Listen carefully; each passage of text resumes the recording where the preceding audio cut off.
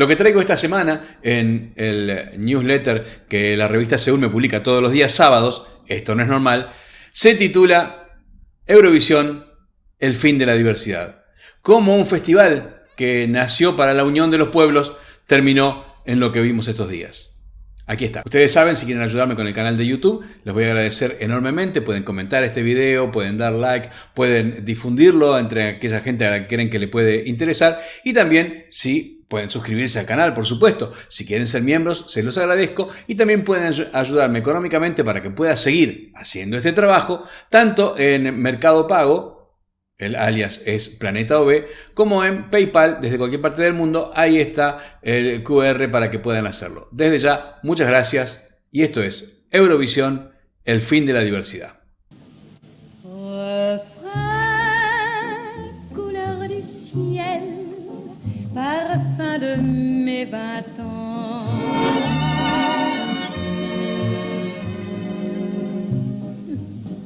Je suis tellement émotionnée, je regrette. On recommence, oui. Cuando Liz Asia, en medio de la canción Refrain, se dio vuelta y le dijo al director de orquesta, Fernando Paggi, que empezara de nuevo porque se había olvidado la letra, no imaginaba que estaba cometiendo el primer blooper de una historia que el año que viene cumplirá 70 años. Liz fue la primera ganadora de Eurovisión en mayo del año 1956. No fueron muchos los que la vieron por televisión por la sencilla razón de que no muchos tenían televisor en su casa. Lo interesante del asunto es que solo 10 años antes, los que ahora se ponían de acuerdo en un concurso televisivo se habían matado por millones. A solo 11 años de finalizada la Segunda Guerra Mundial, en donde Bélgica, Luxemburgo y Países Bajos estuvieron bajo dominio de Alemania, que a su vez, junto con Italia, peleó contra Francia, mientras que Suiza permaneció neutral, los 7 países decidieron mirar para adelante, con canciones. Por eso el primer Eurovisión se hizo en Lugano, en Suiza.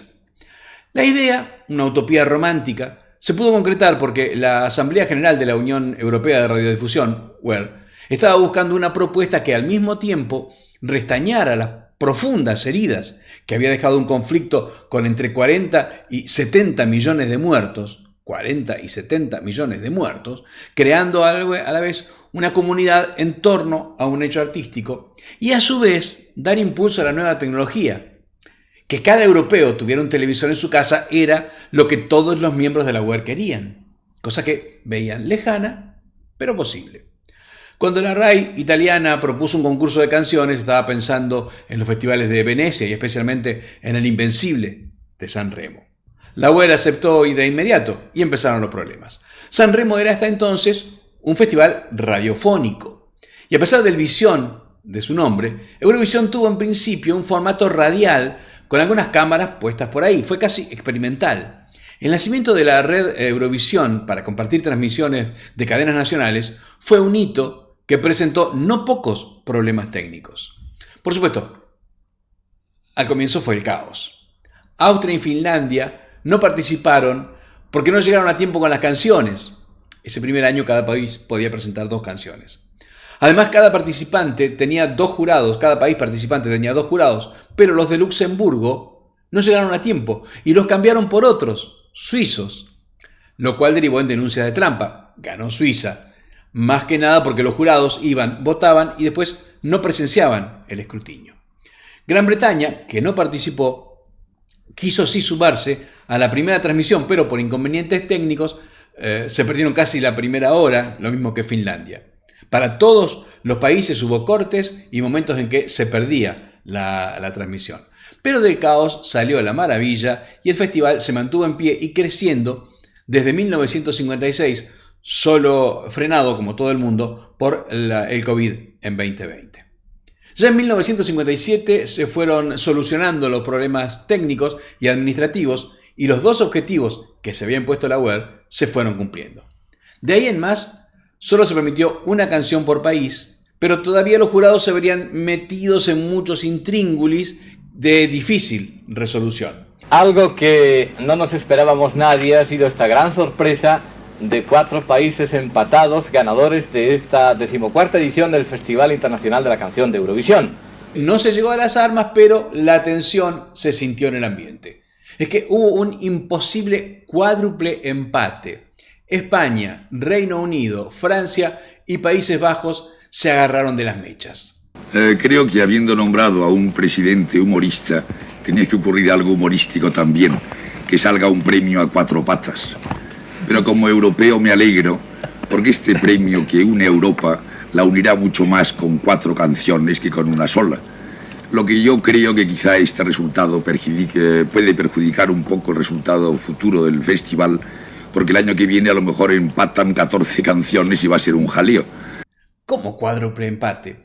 El tema se complicaba además porque, según las reglas del concurso, el país del concursante ganador es inmediatamente nombrado anfitrión del próximo concurso.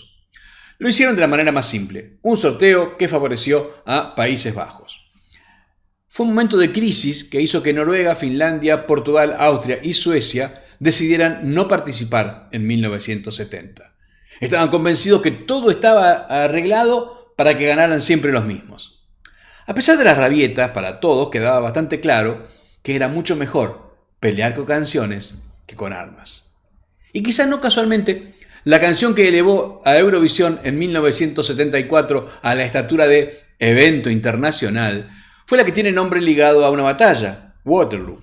Fue el gran éxito de ABBA y desde el escenario de Brighton, en Inglaterra, saltaron a la fama mundial. Ahora bien, chiquitita, dime por qué pasó esto.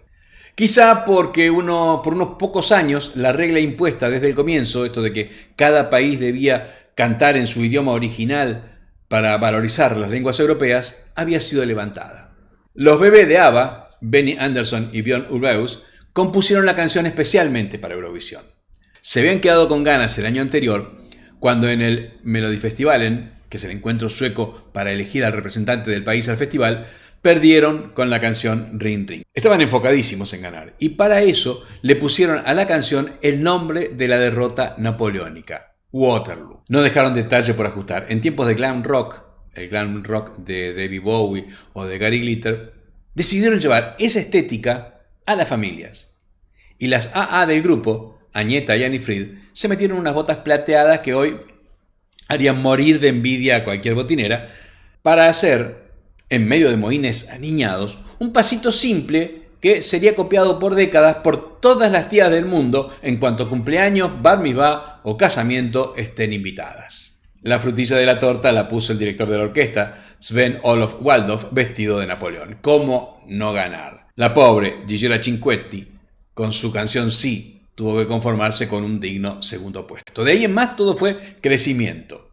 La televisión ya estaba impuesta, la música también. El éxito de ABBA, cantando en inglés, encendió algunas luces rojas. ¿No era que íbamos a revalorizar las lenguas europeas?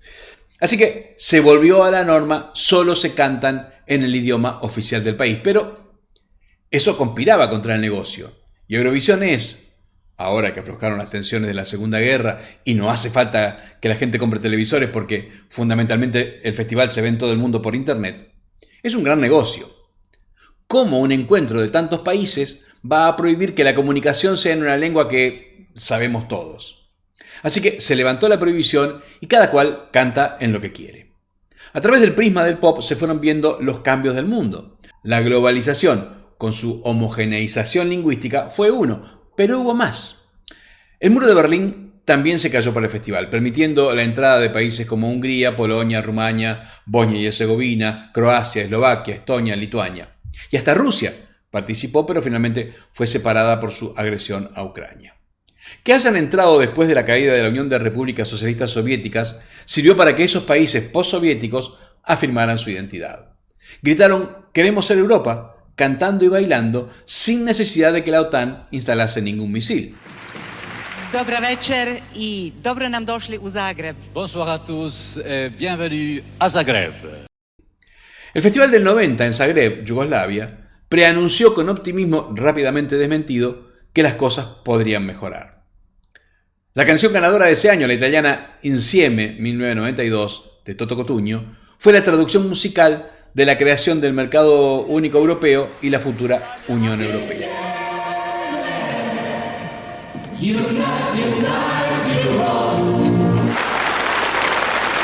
Grazie. Arrivederci a Roma per i campionati del mundo. Ciao.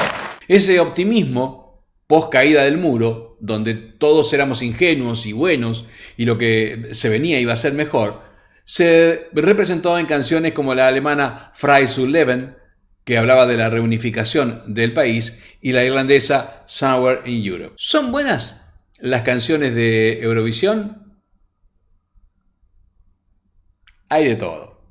El pop bailable más intrascendente fue ganando espacio con el tiempo, pero algunos destellos de mixtura pop con aires folclóricos balcánicos, por ejemplo, o rock inusitados, dan el toque de novedad que el festival siempre aporta. Igual, muchas veces son insoportables las canciones, pero el despliegue escenotécnico que las rodea bien vale cerrar los oídos y abrir los ojos.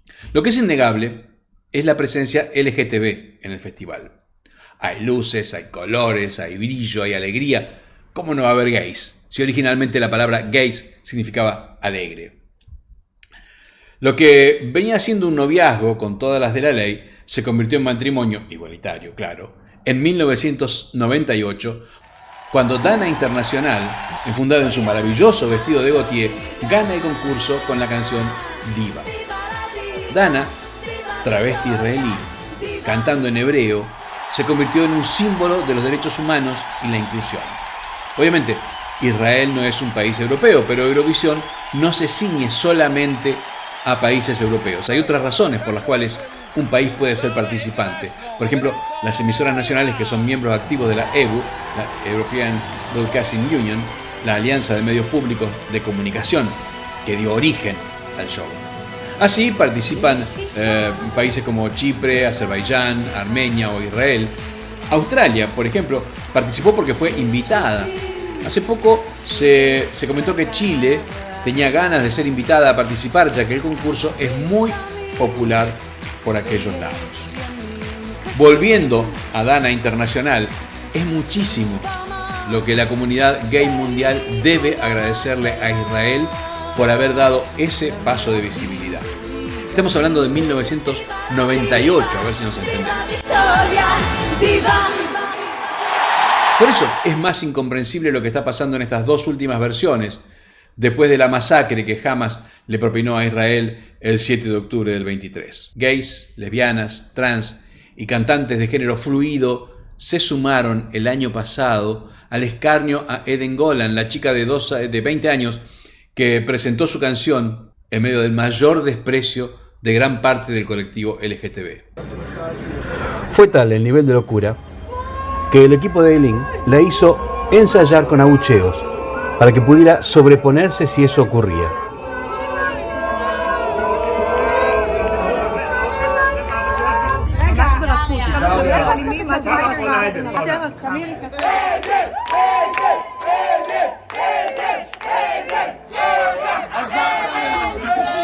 Edin cantó en la final y a pesar de la tecnología anti-abucheo que tiene concurso, se escuchaba claramente un grupo de personas abucheándola constantemente. Ella, una reina a pesar de todo, siguió como si nada y cantó increíble. Los gays presentes en el show en Malmö se sumaban a la campaña islamista contra el único país de Medio Oriente en donde Eurovisión podía ser realizado. ¿Se habrá pensado el ganador del año pasado, el suizo no binario Nemo, que podría pasearse con su pollera fluo por las calles de Gaza? ¿Qué recibimiento esperará de los simpáticos muchachos que arrastraron a los chicos y las chicas que bailaban despreocupados en la fiesta Nova? El año pasado, Kaariha, el finlandés que había salido segundo en el 23, en un momento de distensión en los ensayos, tuvo un baile simpático con Eden, la chica israelí. Bailaron como dos jóvenes despreocupados. Alguien grabó el momento y lo subió a las redes. El acoso brutal que sufrió Kaariha, hasta ese momento un simpático cantante querido por todos, por haber tenido la osadía de bailar con una judía, fue tal que tuvo que pedir perdón en redes y pedir que bajaran el video por bailar con una judía. Este año todo empeoró. La participante israelí de este año es Yuval Rafael, una chica de 24 años que comenzó su carrera como tantos artistas actuales en un programa de concurso televisivo. Hoy Yuval se enfrenta a 70 ex participantes de Eurovisión que firmaron una carta contra su participación. Se enfrenta a amenazas en la alfombra roja, a silbidos y abucheos en los ensayos. Su crimen, ser judía. Pero claro, el 7 de octubre del 23, Yuval estaba con sus amigos en la fiesta Nova cuando vieron llegar desde parapentes, motos y camiones a los terroristas. Se escondió, con decenas de personas, en un búnker al costado de la ruta. Los terroristas palestinos dispararon repetidamente sobre el lugar y tiraron bombas que mataron a mucha gente dentro del búnker. Yuval permaneció más de 8 horas aplastada por los cuerpos de los muertos antes de ser rescatada. Imagínese si el abucheo de algunos LGTB confundidos le van a hacer mella. Así como Eurovisión de la posguerra mostraba el sentimiento de un continente que necesitaba lamer heridas, el de los 80 fue el de la apertura de la caída del muro y el festejo de la diversidad. El Eurovisión actual también muestra a su manera el contexto en el que se mueve. El del islamismo manchando Europa, cooptando ingenuos, convirtiendo en cómplices a quienes serán sus obvias víctimas. Esta tarde, cuando haya una nueva emisión de Eurovisión, veremos un puñado de canciones, la mayoría bastante mediocres, por lo que se pudo escuchar hasta ahora, de las finalistas, y un montón de neonazis tuiteando sin parar. El festival más gay de la historia, a favor de terroristas homofóbicos. La tendencia suicida occidental en todo su esplendor. El problema no es Eurovisión. El problema es Europa. El mundo que conseguimos 70 años después. Y Yuval cantará no porque tenga respuestas, sino simplemente porque tiene una canción. Gracias. Nos vemos.